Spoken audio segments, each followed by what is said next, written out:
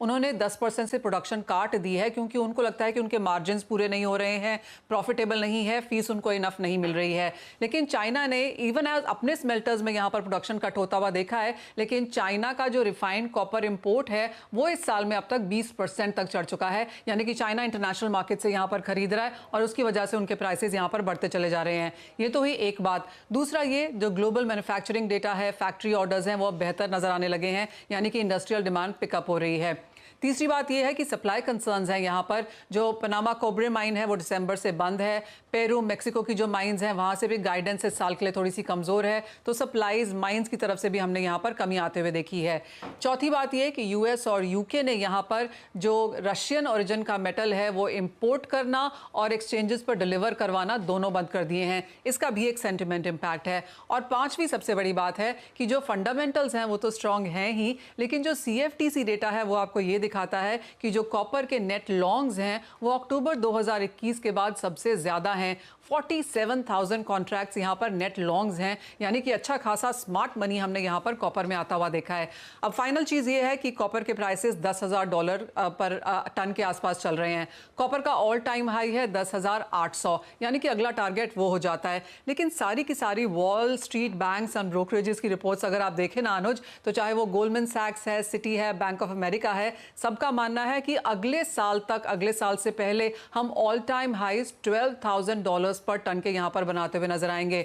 Black rock का मानना है कि अगर 12,000 तक कॉपर के प्राइसेस नहीं आएंगे तो कोई यहां पर इन्वेस्ट नहीं करेगा, कोई बड़ी माइन यहां पर प्रोजेक्शंस एक्सपेंशन करती हुई नजर नहीं आएगी, क्योंकि वो उनके प्रॉफिट में है ही नहीं। तो इवन एज डिमांड बहुत ज्यादा है, पर कहां है कॉपर, और इसी चलते हमने अच्छी खासी तेजी यहां पर आते हुए देखी। बिल्कुल, और कहां है कॉपर, और यही कारण है कि BHP और एंग्लो अमेरिकन ये एक कोशिश कर रहे हैं एक $39 बिलियन की एक डील अनाउंस करने की।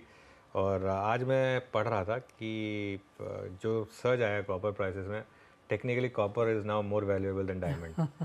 तो इस तरीके के मूव्स यहाँ पर मेटल्स में खैर बहुत तेज़ मोमेंटम है। अब मेटल्स इंडेक्स लेकर आइए, और ये एक ऐसा इंडेक्स है जिसमें आप ETF के थ्रू पार्टिसिपेट कर सकते हैं। ऑब्वियसली आज सुबह हमने वेदांता की बात की थी कि वेदांता एक स्टॉक हो सकता है। ये आज का चार्ट है, लेकिन थोड़ी प्रॉफिट टेकिंग आ गई हायर लेवल से। लेकिन अगर आप थोड़ा सा लंबा चार्ट देखेंगे इसका मेटल्स इंडेक्स का, तो उसमें आपको क्लियरली विजिबल होगा कि किस तरीके के मूव्स आए हैं यहाँ पर। ये देखिए, एक महीने का चार्ट 13% इंडेक्स भागा है, इंडेक्स 13% भागा है यहाँ पर इस समय पर।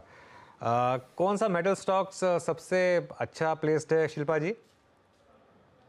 जी अनुज जी, अगर हम लोग मेटल्स की बात करेंगे तो मुझे तो नाल्को बहुत ज़्यादा पसंद है। यहाँ पे सेटअप बहुत पॉजिटिव है, जो जैसे 205 से 210 के लिए। उसको छोड़ के अगर हम लोग JSW स्टील या टाटा स्टील की भी बात करेंगे तो मुझे लगता है टाटा स्टील भी 185 से 200 के लिए एक रैली के लिए एकदम तैयार है। तो ये कपल ऑफ काउंटर्स में इसमें अपसाइड पोटेंशियल अभी भी बहुत स्ट्रॉन्ग है। इन वाइल 1 पर 3 बोनस मोतीलाल ओसवाल, ये स्टॉक पिछले 6 महीने में आई थिंक डबल हुआ है।